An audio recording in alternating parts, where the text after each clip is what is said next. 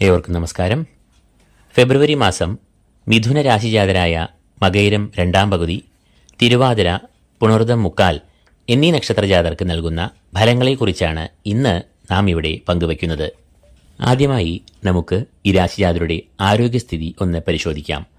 സൂര്യൻ ഈ രാശിജാതരുടെ 8ാം ഭാവത്തിൽ സഞ്ചരിക്കുന്ന സമയമാണ് ഇത്.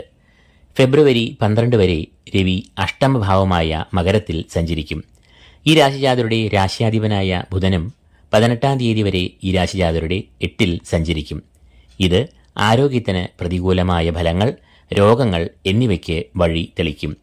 കൂടാതെ 6-ാം ഭാവാധിപനായ കുജനും 8-ൽ വരുന്നതുകൊണ്ട് ശാരീരികമായി നല്ല ശ്രദ്ധ ഇവർ പുലർത്തേണ്ടതുണ്ട്.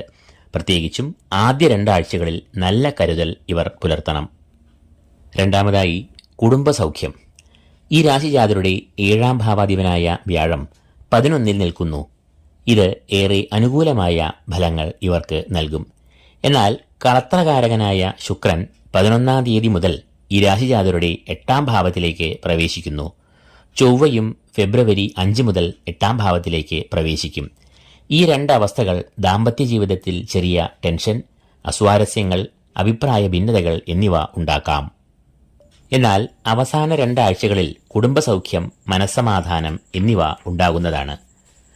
മൂന്നാമതായി തൊഴിൽ അഥവാ കർമ്മമേഖല എടുക്കാം. ഈ രാശിജാതരുടെ 10-ാം ഭാവാധിപനും കർമാധിപനും ആയ വ്യാഴം 11-ൽ നിൽക്കുന്നു.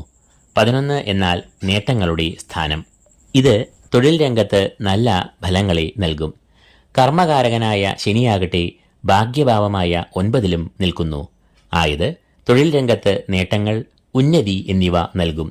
എന്നാൽ കർമ്മഭാവത്തിൽ രാഹു നിൽക്കുന്നത് ചെറിയ പ്രതിസന്ധികൾ, തൊഴിൽ രംഗത്ത് ശത്രുക്കൾ എന്നിവയെ സൃഷ്ടിച്ചേക്കാം. എങ്കിലും പൊതുവെ കർമ്മരംഗം ശോഭനമാണ് എന്ന് തന്നെ പറയാം. ബിസിനസ് മേഖലയിൽ ഉള്ളവർക്ക് നല്ല പുരോഗതി ഉണ്ടാകും. എങ്കിലും ആദ്യ 2 ആഴ്ചകളിൽ ചെറിയ പ്രശ്നങ്ങൾ ഉണ്ടാകാം. നാലാമതായി വിദ്യാഭ്യാസം. ബുദ്ധികാരകനും വിദ്യാകാരകനുമായ ബുധൻ ഫെബ്രുവരി 18 വരെ ഈ കൂറുകാരുടെ അഷ്ടമത്തിൽ നിൽക്കുന്നത് അത്ര അനുകൂലമല്ല. ശ്രദ്ധക്കുറവ്, അലസത എന്നിവ ഇക്കാലത്ത് ഇവർക്ക് ഉണ്ടാകും. അതിനാൽ ഏകാഗ്രത കൈവിടാതെ ഇരിക്കുക. എന്നാൽ 19 മുതൽ ബുധൻ ഭാഗ്യഭാവത്തിൽ പ്രവേശിക്കുന്നു. കൂടാതെ ഇവരുടെ ഭാഗ്യാധിപനായ ശനി 11-ൽ നിൽക്കുന്നത് ഇവർക്ക് ഭാഗ്യവർദ്ധനവ് നൽകും. ചുരുക്കത്തിൽ അവസാന 2 വാരങ്ങൾ ഇവർക്ക് വിദ്യാഭ്യാസ മേഖലയിൽ ഏറെ നല്ല സമയം ആകുന്നു. അഞ്ചാമതായി ധനസ്ഥിതിയെക്കുറിച്ച് നമുക്ക് ചിന്തിക്കാം. 2-ാം ഭാവാധിപനെ കൊണ്ടാണ് ധനസ്ഥിതി നോക്കേണ്ടത്. ഈ രാശിജാതരുടെ 2-ാം ഭാവാധിപനായ ചന്ദ്രൻ, 8-ൽ നിൽക്കുന്ന ശുക്രൻ, കുജൻ എന്നിവർ എല്ലാം ധനപരമായി അനുകൂല ഫലങ്ങൾ ഒന്നും തന്നെ നൽകില്ല. തന്മൂലം ചെലവ് അകാരണമായി വർദ്ധിക്കുന്നതാണ്. എന്നാൽ ഫെബ്രുവരി 13-ന് രവി കുംഭത്തിൽ പ്രവേശിക്കുന്നതാണ്. കൂടാതെ ഇവരുടെ രാശ്യാധിപനായ ബുധനും 19-ാം തീയതി മുതൽ ഭാഗ്യഭാവത്തിലേക്ക് പ്രവേശിക്കുന്നു.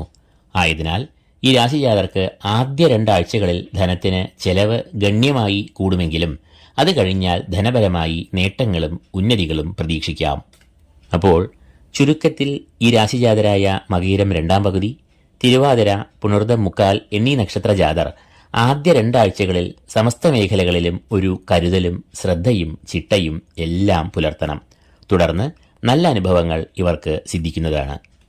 ഇതോടുകൂടി ഈ എപ്പിസോഡ് ഇവിടെ അവസാനിക്കുന്നു. ഏവർക്കും നന്മകൾ, ഈശ്വരകടാക്ഷം എന്നിവ നേർന്നുകൊണ്ട് നിർത്തുന്നു. നന്ദി, നമസ്കാരം.